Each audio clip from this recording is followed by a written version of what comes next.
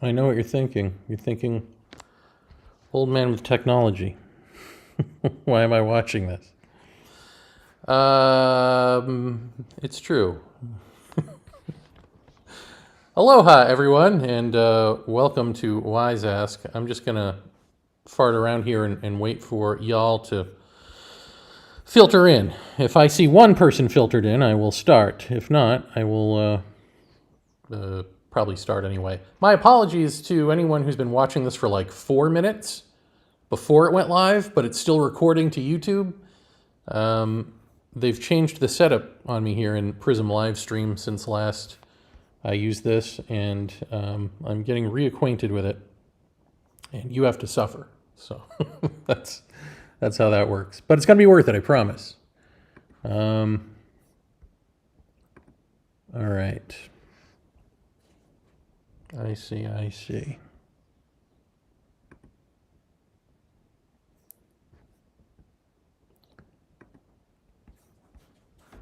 I am not going to sign into chat. But I am going to take a swig of my bubbly.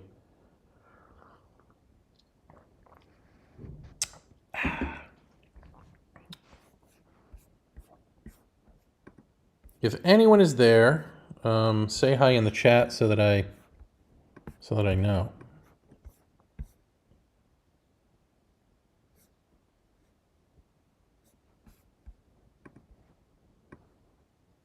Just want to make sure everything is working okay. But you know what? Do I really care? I know everything I'm going to say.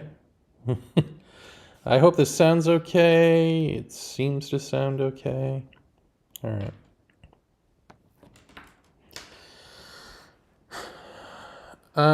So then I'm just going to start. And if anyone joins live, great. If not, I will see you later. Oh, hey, there's people here. Oh, nice. Thank you, Steve Richards. Thank you, Stephanie Quick. Thank you, CF. Oh, I know who you are. Ting. All right. So I'm going to start here with, I'll start with why I didn't do this earlier. I like weeks ago, I had been like, I got to do a live stream. Does anyone want to do it? And then I kind of went dead on that. Because I was sort of up in arms about certain people in ufology with whom I am friends, and their antics were bothering me. But, or at least I thought their antics, I thought it was them. I thought I was not the problem, but I came to know differently. In thinking about it later. So I'm going, if everything is working, thank you, CF. In any event, I want to share my process of that with you after the fact here. But some other things came up that I thought would be more interesting. And I think as I get older here in my old age, I hope you get the sense from like doing these live streams and doing even He's So Vaeni that I'm trying to show you how to think about these things, you know, as someone who I hope is articulate and is definitely an experiencer of a whole host of things. I've spent many a moon pondering the paranormal, the quote-unquote spiritual, the alien, and all of this. And so I guess in my old age here, I'm trying to show you how to approach it with an open yet skeptical mind from the inside. Like there are people who are skeptics and debunkers who claim to be open, and we all know they're not. And then there are some who are open, but that open-mindedness isn't really open-mindedness. They may think it is, they may have great intentions, but that might not be the case. And in fact, we're going to see that right up front here. So I feel like I'm in a privileged position to be able to delineate these things, and so I'm trying to share that with the audience. So let's get to it. Now, this is, I'll show this to you, but for some reason I'm always having a problem getting this to work to where you can scroll along with me. Like, you should be able to scroll along with me, but you can't. I can't make that happen. I can sort of highlight what's on the screen there, right? But I can't get you to scroll along with me. So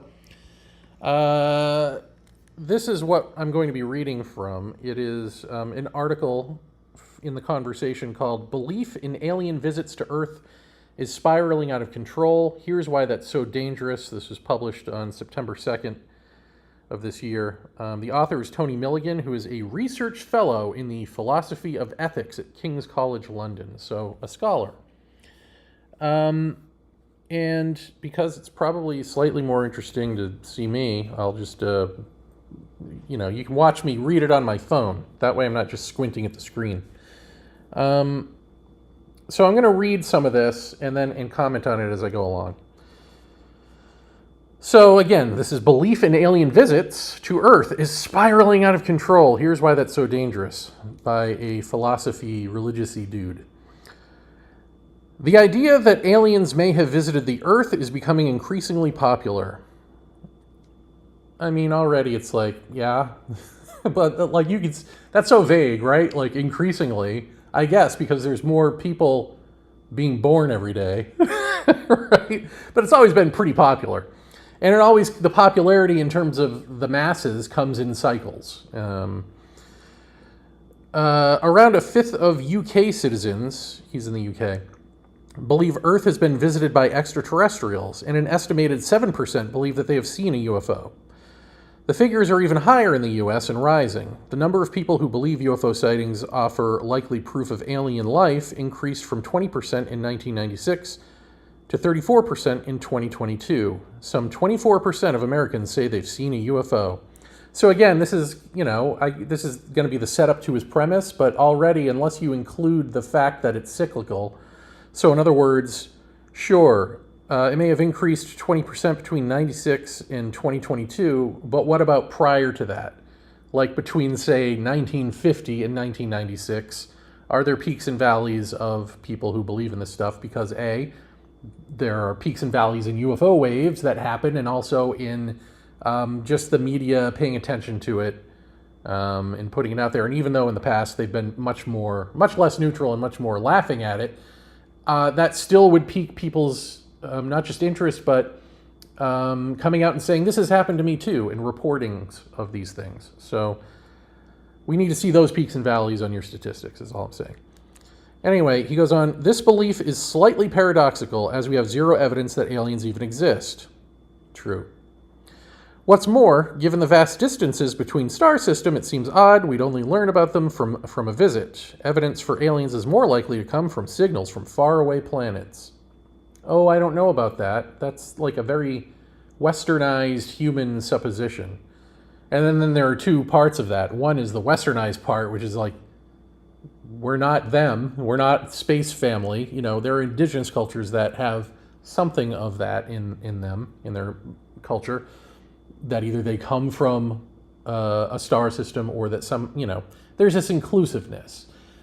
And it may be borne out in what we would call visionary or psychic journeys, or even psychedelic journeys for them.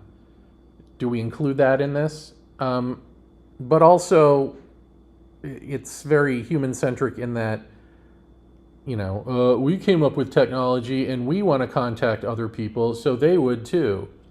I don't know about that. "In a paper accepted for publication in the Proceedings of the International Astronomical Union, I argue that the belief in alien visitors is no longer a quirk, but a widespread societal problem. The belief is now rising to the extent that politicians, at least in the US, feel they have to respond. The disclosure of information about claimed unidentified anomalous phenomena, UAPs rather than UFOs, from the Pentagon has got a lot of bipartisan attention in the country." Well, okay, so they're saying that the belief is now rising to the extent that politicians in the US have to respond, or that the Pentagon has to respond. No, they did this. What are you talking about? This upsurge, not from 96 to 2022, but from 2017 onwards, is in direct response to the New York Times article where, like, I believe the Pentagon is putting this crap out there, is using useful idiots to disseminate information for their own purposes, probably financial. I'm not saying it has to do anything with, like, disclosing aliens at all, but I'm saying they're doing it. They're giving footage to Jeremy Corbell on the sly, right? They're talking to Leslie Kean and whoever else. And then there's Lou Elizondo to tell you all about this project he may or may not have been involved in to the extent he claims he was. But he's got a book about it, so they're doing this. And then David Grush, of course, who's like, I talk to people who claim all kinds of things, therefore it's true. I'll sign an affidavit, and then you'll believe me because I'll speak before Congress, be vague before Congress, but be very specific to you outside of Congress, and then you'll be tricked into believing that I would never do that because that could get me arrested, speaking under oath before Congress, when really I said two different things, so it doesn't really matter. I didn't lie. Anyway, they know what they're doing, these intelligence people. That's why they're intelligence people. But here they're, in this article, they're dupes. So much of it, he goes on, plays upon familiar anti-elite tropes that both parties have been ready to use, such as the idea that the military and secretive cabal of private commercial interests are keeping the deep truth about alien visitations hidden. That truth is believed to involve sightings, abductions, and reverse-engineered alien technology. Stephanie Quick says, shit, we're not quirky anymore. I know, right? We're all mainstream now. Belief in a cover-up is even higher than belief in alien visitation. Right, because again, since 2017, we just discussed this. In 2019, a Gallup poll found that a staggering 68% of Americans believe that, the U.S. government knows more about UFOs than it is telling, end quote. This political trend has been decades in the making. Jimmy Carter promised document disclosure during his presidential campaign in 1976, several years after his own reported UFO sighting. Like so many other sightings, the simplest explanation is that he saw Venus. That happens a lot. I mean, maybe. What do I know? Hillary Clinton also suggested, you got to explain what the sighting is. This is what the skeptics like to do, right? They don't explain what the sighting is. And I'm not denying that, like, a lot of people will see Venus. But I am saying, like, if you're going to put that out there as the likely explanation, well, we need to hear what Jimmy Carter actually experienced before we go, yeah, that was just a light in the sky, misidentified. Because, it wasn't his experience more than just seeing a light. Hillary Clinton also suggested she wanted to quote, open Pentagon files as much as I can, end quote, during her presidential campaign against Donald Trump. As seen in the video below, Trump suggests he'd need to think about it, about whether it was possible to declassify the so-called Roswell documentation relating to the notorious claimed crash of a UFO and the recovery of alien bodies. Former President Bill Clinton, claimed to have sent his chief of staff, John Podesta, down to Area 51, a highly classified U.S. Air Force facility, just in case any of the rumors about alien technology at the site were true. It is worth nothing, I think he means noting, but probably nothing, that Podesta is a longtime enthusiast for all things to do with UFOs. By the way, if you're watching this live with me here and you want to read along, there is a link in the description to this article. So, the most prominent current advocate of document disclosure is the Democratic Senate leader Chuck Schumer. I don't know that that's true, although he is one. I don't know that he's a real, prominent. Okay. His stripped back 2023 UAP disclosure bill for revealing some UAP records was co-sponsored by 3 Republican senators. Pentagon disclosure finally began during the early stages of Joe Biden's term of office, but so far there's been nothing to see. Nothing looks like an encounter. Nothing looks close. Still, the background noise does not go away. I think that's fair enough. I mean, unless you're going to include, like, the Tic Tac video and that story. I think as far as the actual disclosure stuff, you're right. Nothing to see here. And then the next section is problems for society. So this is where we're going to find out why this is all a problem. Because so far, who cares, I think, outside of, like, wasting taxpayers' dollars. What's the hubbub about people believing in aliens? I don't believe that they're aliens. I know for a fact that there is a phenomenon here that we call aliens, but I don't believe it is aliens, and I personally find it frustrating that we can't move beyond that most obvious go-to to see the deeper machinations here. But I got a feeling that's not his problem. So let's go on. All this is ultimately encouraging conspiracy theorists, which could undermine trust in democratic institutions, right? And that is the right wing, I think, reason that this comes up on Fox News and all this all the time, and Newsmax and all that, is part of it is baking in the notion that we can't trust the government. Therefore, here comes someone like Trump to dismantle the government, a la Project 2025, and a big portion of us in society will be just fine with that because we can't trust him anyway. Yeah, that's absolutely an issue.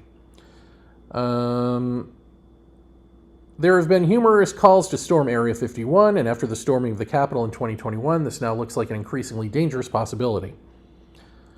Too much background noise about UFOs and UAP can also get in the way of legitimate science communication about the possibility of finding microbial extraterrestrial life. Astrobiology, the science dealing with such matters, has a far less effective publicity machine than ufology. Now we're getting to the meat of it.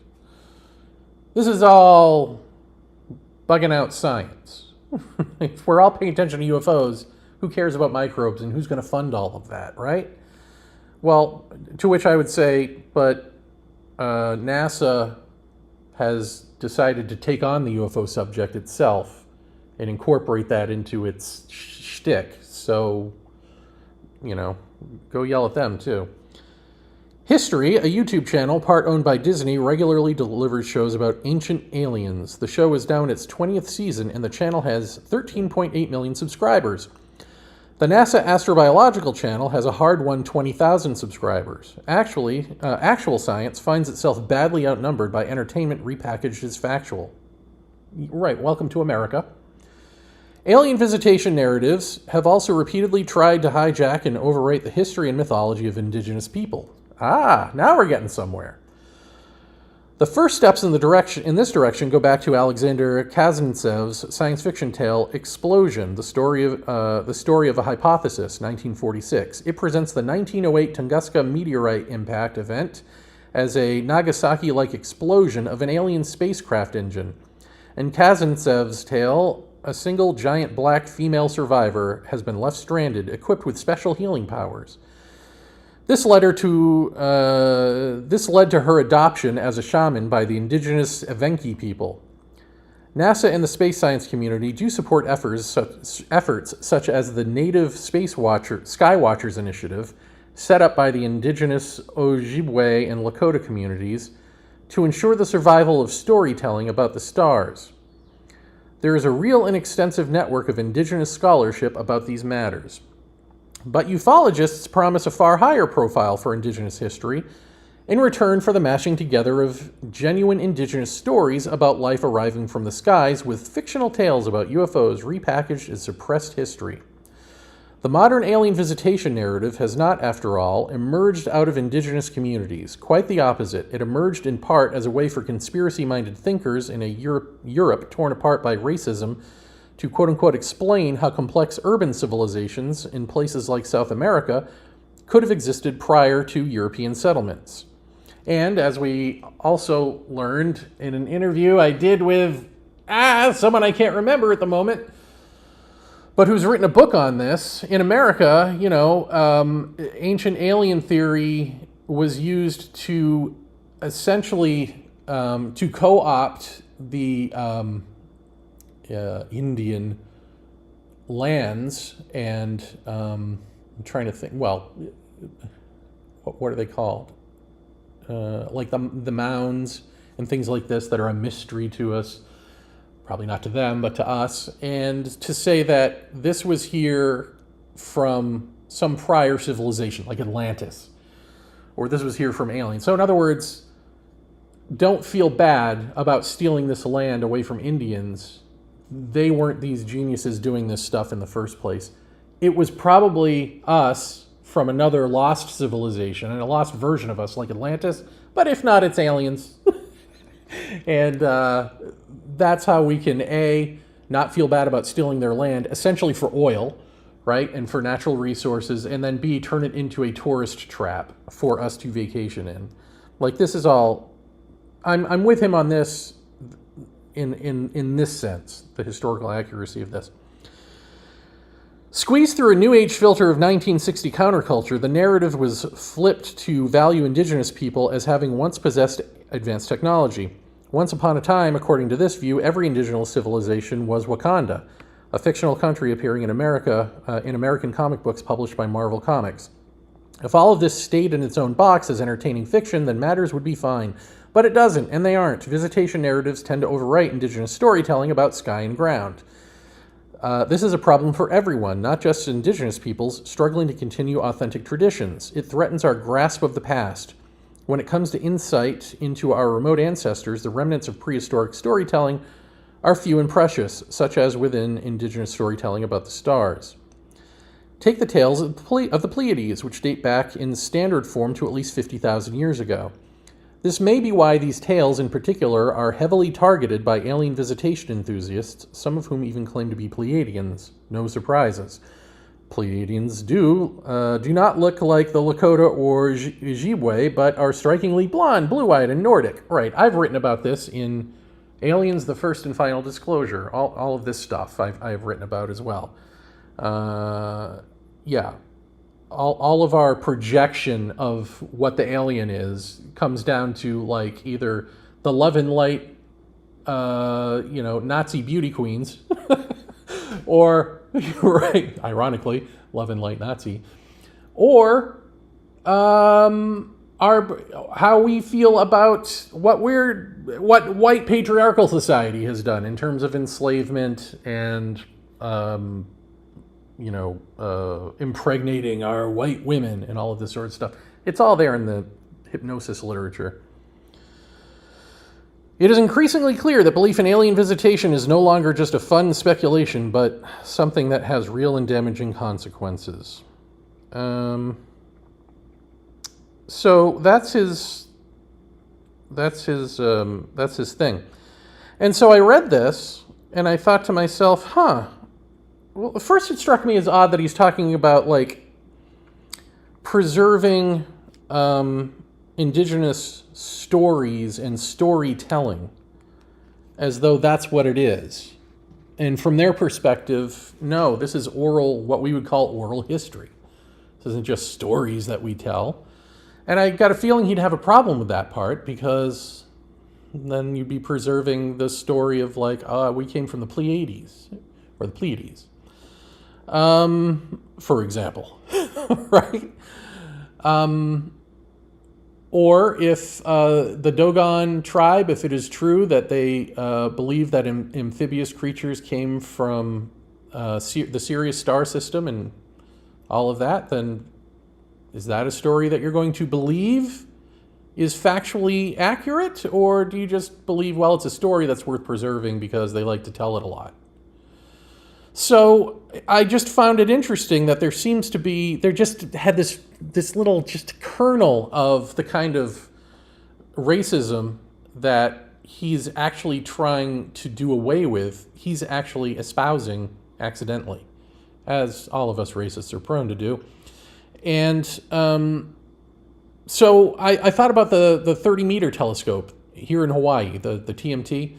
Would he be pro the 30-meter telescope? Because he seems to be very pro-science and getting indigenous people on board with science.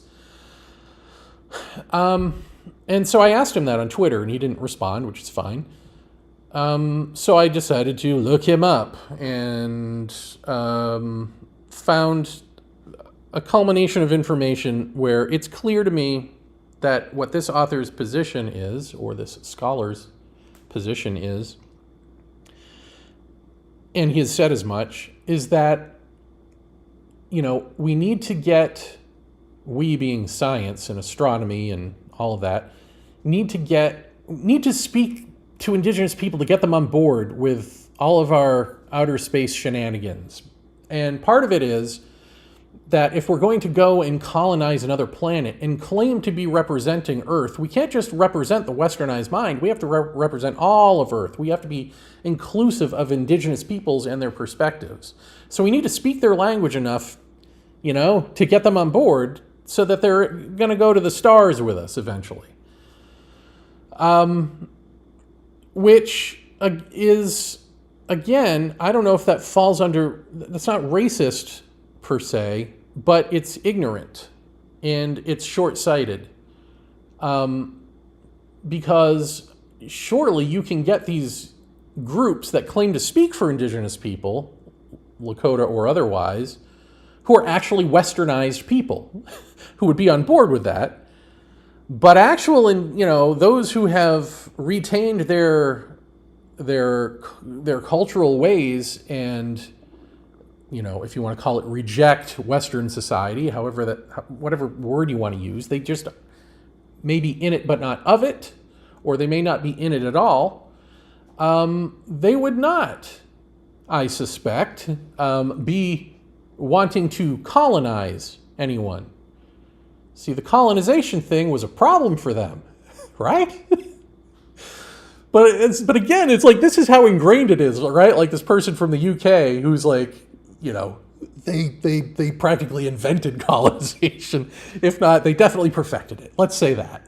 And all of the awful trappings, it's like, well, let's keep doing it, but be better at it and not, be more inclusive in our colonization. But no, the colonizing mind, as Lakota speaker Tiokas and Ghost Horse would say, is the problem. The mind that thinks that way. This is why I don't think that there would be as many planets out there as you might suspect who are trying to contact anyone, at least not so-called enlightened beings, or I guess a better word for that would be whole, like wholly conscious beings.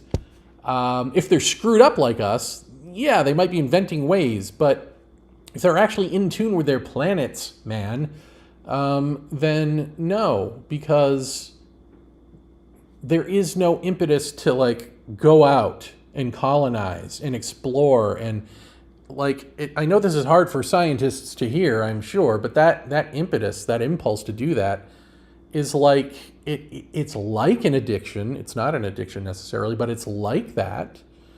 It comes from a place of feeling as though you're lacking something and you need to constantly stimulate yourself with the new, the promise of the new, the promise of a future, building toward a future. All this future forward thinking is not the balance of just being, and in being, understanding oneself as part of a family. Like, there is no such thing as an alien, not because there are necessarily not beings on other planets, but because alien, the term, is a construct, is a us-them proposal that comes from this separative self-sense, which is not wholeness, right?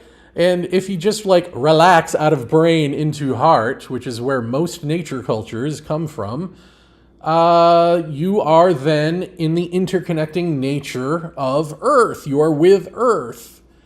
And so you're not struggling against Earth. You're not trying to get off Earth. You're not trying to go colonize and discover and build in other places.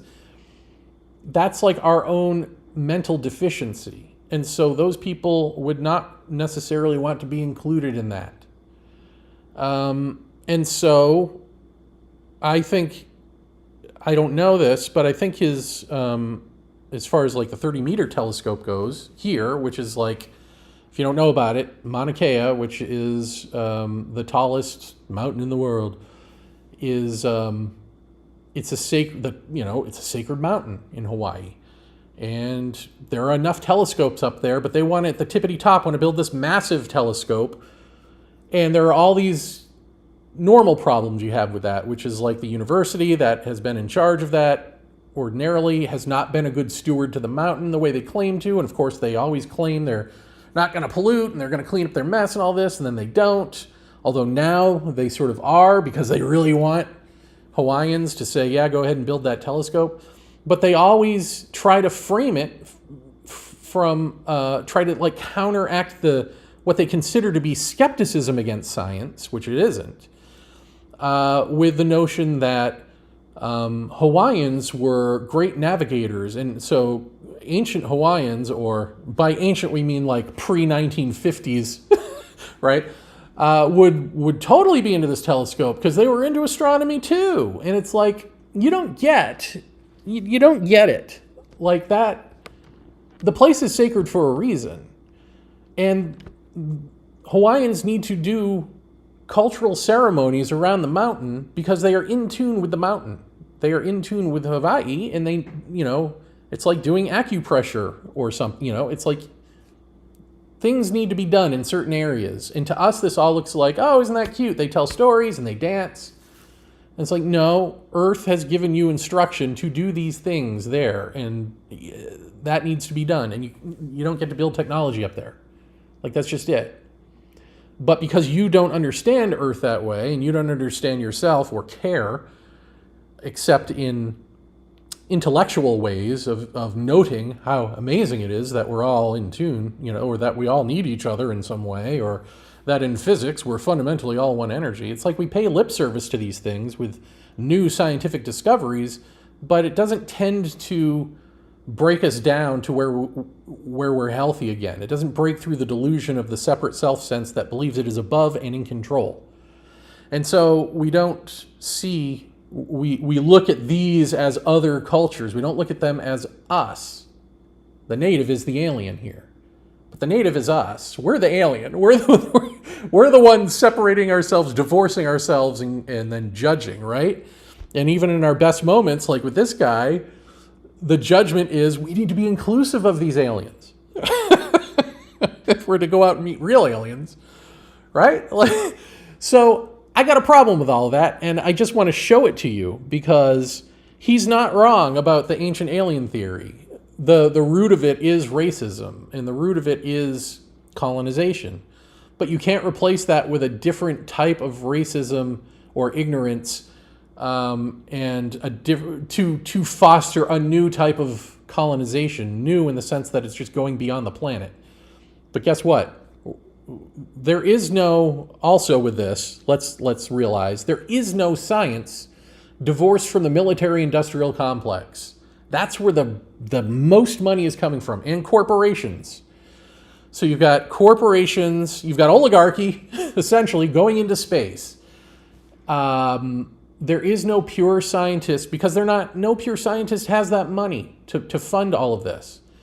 So what are we going into space with? Weapons and business plans. Sounds like more of the same to me. That's not really forward-thinking evolution, is it? So there's a bunch of delusions going on there. And these are the scholars, folks. All right, I'm now going to look at the chat, see if you could hear all of this. Stephanie Quick says, this is reminding me of the this text wraps around and it's hard to see that there's one word and not two. This is reminding me of many of the same practical narrative value system conflicts around Mount Shasta here in California. Yeah, I bet. And I bet Mount Shasta is probably even worse because it is well known in New Age circles and is considered to be like a UFO hub / secret, invisible, I don't know what, alien base of some sort by a lot of people. At least we don't have that baggage. Although I did hear one person tried to tell me that there's a crystal pyramid sitting inside Mauna Kea, and that's where like the aliens or the remnants of Atlantis live. There is a big sort of Atlantis or Mu, I guess, Mu, which is either the same thing in another language or, split the difference. Anyway, that people from Mu live there or did live there or something. There's a crystal pyramid. No, it's a volcano. There's a volcano in there. But go ahead, dig in there and find that crystal pyramid. Tell me what happens next. But that's it. Like, I've heard that from one person, and there's not a lot of that. The great thing about this island is for as many New Age people as pass through, there's not a whole lot of tourism directed that way that I see here, and there's not, and I think Hawaiians would not, definitely not stand for it. Let's put it that way. I don't know about other islands, but definitely this island. And she goes on with the same rigmarole of advanced ancient aliens who were there before the Miwok and Karuk, etc. And I'm probably mispronouncing those names because I too am ignorant when it comes to names of nations. Yeah, it's everywhere, man. All right. Does anyone have any questions or concerns or anything before I go on to the next topic? I'm going to take a swig of my water here. Not going to go too much longer, probably 20 minutes, a half hour.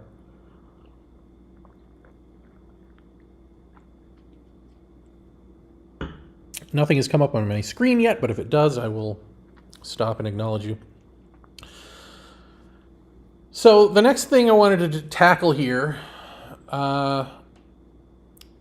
is someone today, a friend of mine, has asked me, do you think that it is possible that paranormal, and I will add spiritual, events in one's life can make them mentally ill, can lead them to mental illness? And this is something that Jeff Ritzmann and I would talk about quite a bit on the show. And the answer is yeah. For a lot of people, it's wholly negative. Especially when you get like the poltergeisty stuff going on. Like a lot of it is like scary and frightening, and which are the same thing, but scary and frightening. And yeah, and if you stay in that and you don't take a step back and go, okay, what is going on here? You've got everything in society and a whole bunch of UFO lit and paranormal lit to tell you, to reinforce in you that something evil's going on here, or, you know, and then society not believing you, or your own family and friends not believing you, and this creates a madness scenario, essentially. It can, for sure.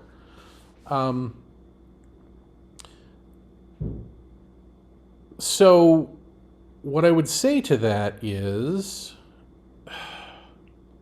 well, one is it's important to maybe see that as a phase that you can stay in forever if you don't see it as a phase. Like there's the other side of it, which is you can also block this stuff out by just not paying attention to it. And people have said like, if you call on Christ, it'll, the demons will go away, and therefore it's demonic. But really, you don't need to call on anything. You just need to, as George Hansen, the trickster theorist, points out, develop a routine. I mean, essentially, it's about cutting yourself off psychically, however that works out, mentally, psychically, from whatever the intelligence is that is communicating with you, even though it may not feel that way. You can cut it out, or you can moderate it by how much attention you give it based on like how regimented your life is and your just daily schedule. Like this is why artistic types in pretty much every survey, be they scientifically valid or not, you'll find that creative types are more prone to paranormal experiences, for example, than 9-to-5ers, because they're not 9 to 5. And I mean, it really is. It's funny. It's like something as like basic and mechanical as that can block out the paranormal. Just get a daily routine. Ignore it and it will go away. At least to an extent, right? And then it'll, at some point, keep trying to get your attention. So that's one way to handle it. But the other is to like see it as, which is harder to do, because when you're terrified, something's terrorizing you, is terrifying you. And so they must be bad and they must be attacking you. As opposed to, there's just this thing called terror that is there, and we need to look at it and examine it and see what it is to really figure it out. and not just run to the easiest thing, which is, oh my God, I'm scared. Hard to do in the moment, but easier to do after an experience is over and you can look at it and go, okay, what terrifying thing actually happened there?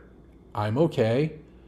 So do I want to see this as terrifying or not? And then the phenomenon seems to respond in kind. If you think it's evil aliens, you're going to see evil aliens. If you think it's Space Brothers, you may just see Space Brothers, you know? So you got to look at that and be like, okay, what's really going on here? This obviously isn't terrifying aliens or good Space Brothers. There's something else.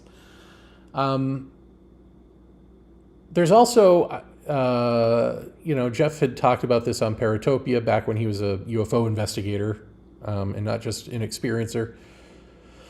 But he was actually looking into this stuff. There was a woman, he had said this on the show, who was mentally ill, who claimed to be having these abduction encounters. And, I mean, by all accounts, she was kind of nuts, right? Her neighbors all sort of knew she was nuts and all this, aside from the UFO stuff. And one day she was taken away. She was brought to a mental hospital. And her neighbors swear that on that night, a UFO came and hovered over her house.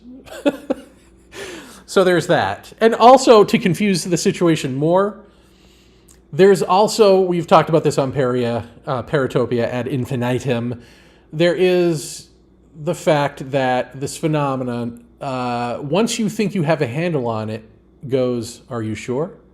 And it will show you something that will be call into question your certainty, be antithetical to whatever it is you think is certain.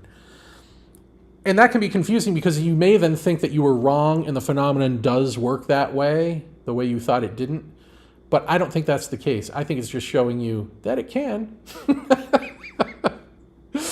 That, what's important is that you're not certain. What's important in the scenario is your state of uncertainty. And the second we build up a certainty about something, that's where the fear comes in or the arrogance comes in, which is the cutting off of anything real happening here, right? So, and that can be the beginning of delusion. And we've seen this with experiencers, at least, who claim to have had something real and seem to have been honest about that, but then either the phenomenon goes away or the fame goes away and they start faking it. They start just, there's a dude who's like shooting railroad cars through the trees right now for real and saying, look, it's this UFO that was following me. And it's like, no, that's actually a train through the trees at night. But doing that stuff constantly because he's not getting I assume, I mean, I don't know this, I don't know him, but I would assume he's not getting the attention he once did. And, either from the phenomenon or from quote unquote fans, onlookers, whatever. So I think that can drive you batty. I think there are different ways to be driven batty, but I also think that there's another confusion in this, which is when it comes to how do you tell the real from the not real? And I've written about this too, right? Which is the real doesn't want you to go on that journey, doesn't want you to take the hero's journey and go off into yourself and grow. Doesn't want you to be delusional, but also doesn't want you to be in a classroom all day long.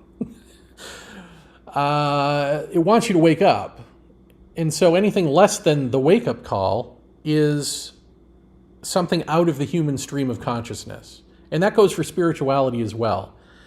So this was another thing that we were talking about, is that he was confused by, my friend here, which is how do you tell the difference?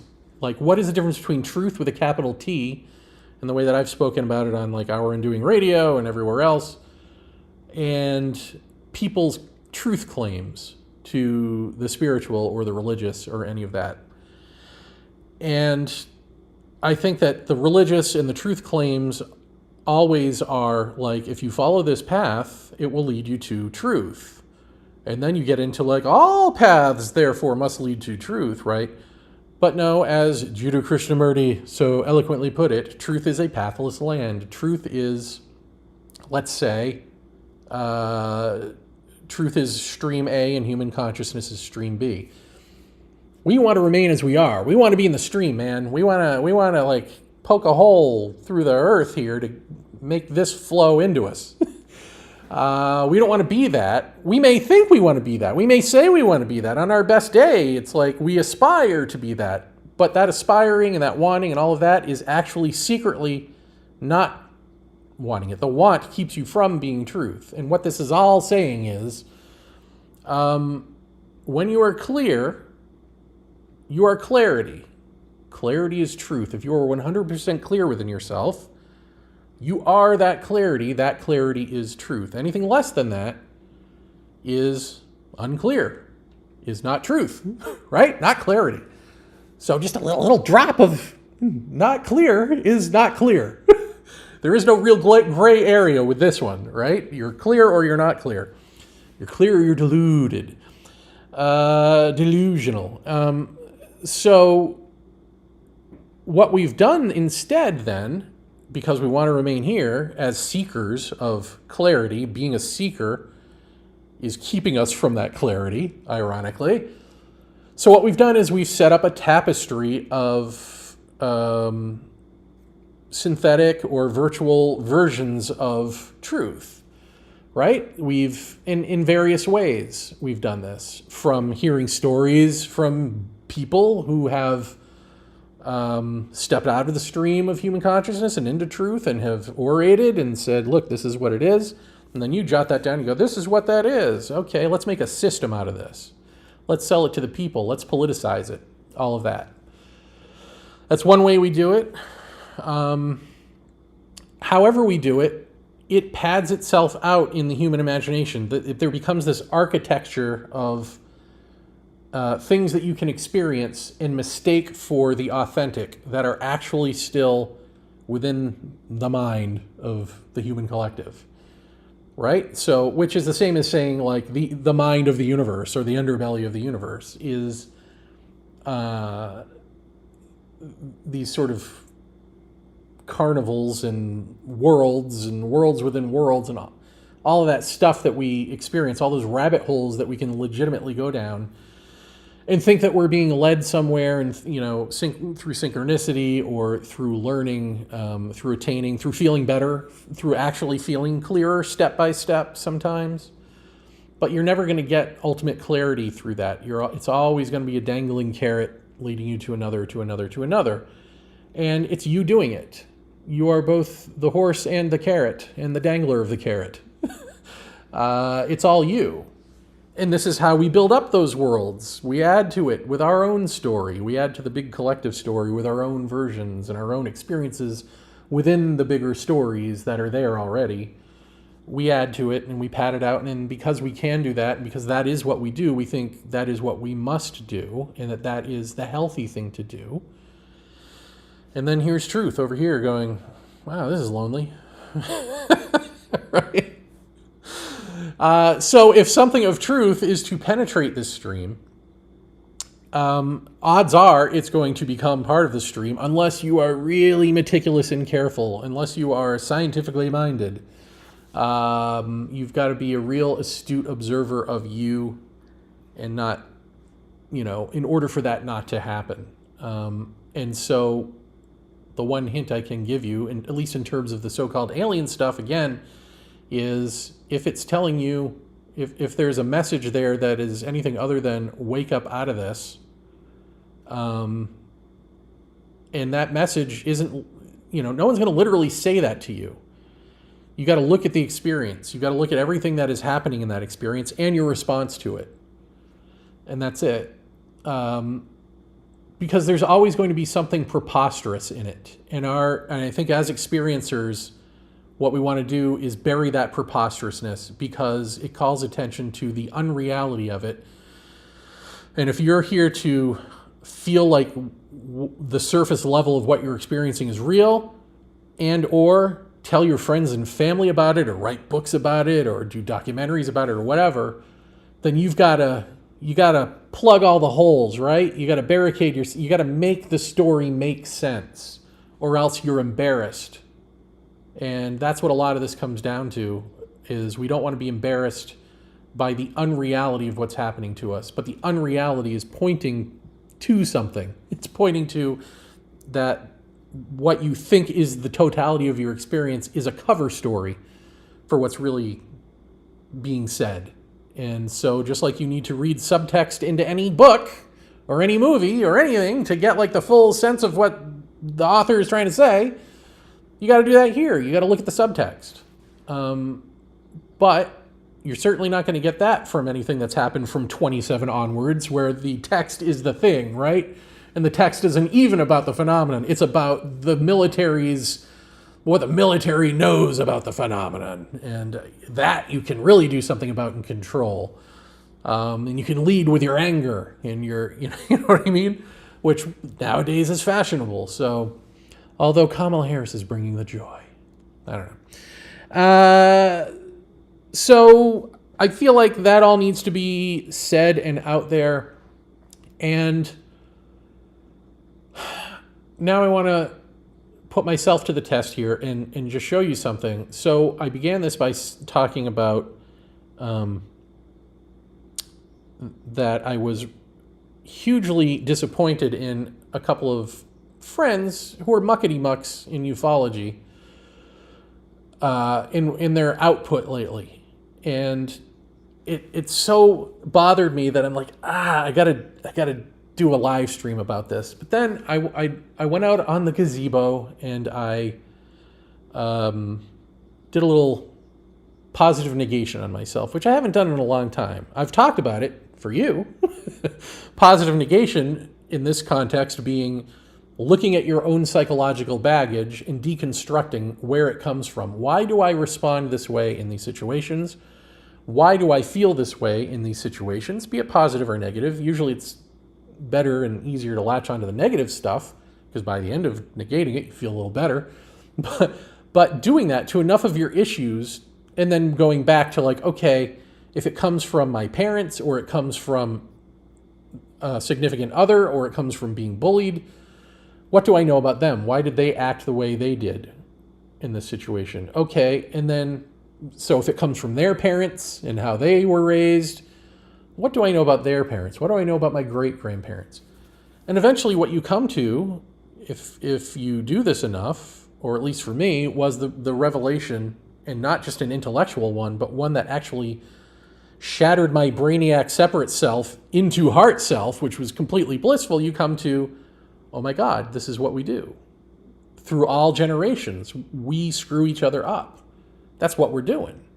So my problems are not my problems. I'm not alone with my problems. My parents had these problems. Their parents have these problems. Their parents have these problems. It's an echo chamber of sorrow all the way down. Same thing with any woman who screwed me over, man, or any guy who bullied me, or any boss who bullied me, or any. It's not just me, it's them, and it's their parents and their parents and their parents. It's everyone. We're all in this together. We're all doing this to each other. And when that hits you so fully, so 100%, you're no more westernized mind person. You're now nature culture person, except you don't come from a nature culture, so you don't call it that. You think it's enlightenment or something, and you're like, oh my God, this is blissful and enlightening. And meanwhile, nature culture people don't need that. That's just health. That's just basic health. So there are other things that are then the so-called enlightenment that may come later, but that's a whole other story for another time. What we're concentrating on now is that's for you. You do that positive negation in your own life. And when I say this, nobody does it. So do it. Don't believe me. Don't believe me about any of this. Put it to the test. Do it. Right? But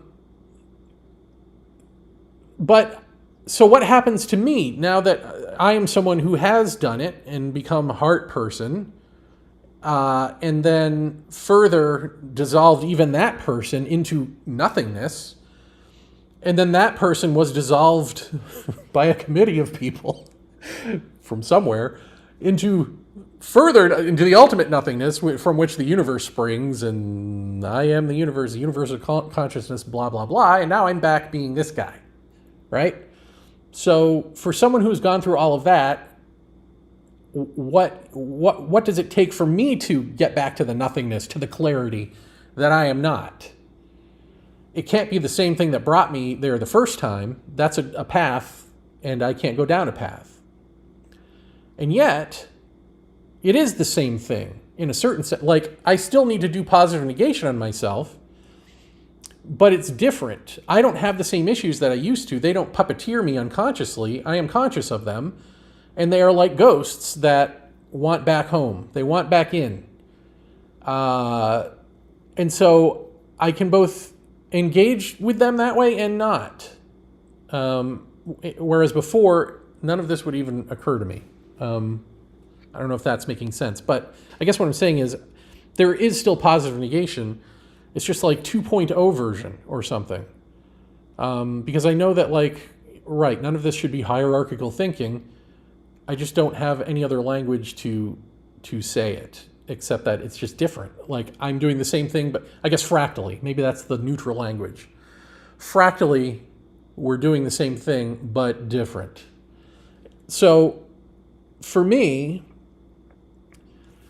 I was out in the gazebo and I decided to do the old positive negation on, like, why do I feel this way? Because I always feel this way. Like, if you know me on Twitter or Facebook or whatever, eventually I'm going to get mad at something in ufology and gripe about it. And it bothers me that seeing people who I actually know personally screwing up and telling them they're screwing up. And they're like, thank you for your input. Now I'm going to go on and screw up. It bothers me. And I thought it bothered me because of the obvious thing, right? Like, what are you doing? But because this comes up for me over and over and over again still, I had the realization, like, this comes up for me over and over and over again, so maybe there's something deeper going on. So I just looked at it, I examined it, and I said, okay, self, me, where does this come from? What's going on here? And what I came to is that it triggers the not being listened to by my own parents. It triggers that here are these people whom I respect and so have this sense of look up to, authority or something. It triggers that. Like, here are these authority figures who aren't believing me when I tell them, this is screwed up. This is wrong. It's like, you claim to respect me and my opinion and all of that. Well, here it is. And you're rejecting that. You're rejecting me. The same way my parents did about this paranormal stuff, about alien abduction. So I realized that. And when I realized that it's my own problem, they're not actually doing anything on purpose to trigger me. I am being triggered, right? So when I realized that, I looked at that and I sort of broke it down more. And I came to a sense of relief about it. Like it was gone. Like, now I no longer care. I don't care if, someone's going to do this and someone's going to do that, and I think it's all BS-y. It doesn't affect me. And there are people who are going to always love that and whatever, and I'm never going to change their minds. Like, I can't control that. And the only reason I wanted to wasn't for any, like, altruistic reason. It was my own little personal hurt self. So once I really saw that, it was cleared up. It was gone. And it still is cleared up and gone. However, when I was out there, after that, I started just mulling over, okay, well, how do I tackle this publicly? How do I say it to them without saying it, and all of this? And then I realized, oh no, Jer, you're just being passive aggressive. Because there's another part to this that's being triggered. The parent thing was one thing, but the other thing, for some reason, it triggered this this bullying thing in me of like, of feeling slighted or feeling, you know, hurt in that way, hurt in the way of, being bullied, not just the parents, but also, not bullies who beat you up physically, but like, you know, maybe if you come from Massachusetts, you have friendships where all you do is bully each other and all that, make fun of each other and put each other down and try to hurt each other. Don't ask me why. I think it's because we have winter, but maybe that's not it. I don't know. Winter of the soul. In any event, for whatever reason, once I worked that through too, and I actually had a little visualization of little baby me in a cage, you know, like in my mind's eye, and I let that baby free, as cheesy as it sounds. And it felt cheesy at the time, and I knew that I was just visualizing this and doing this and going through the motions. But there's something about, you know, the body needs to go through these motions. Just like, you know, Mauna Kea needs bodies to go through motions as a form of like acupressure, for lack of a better term.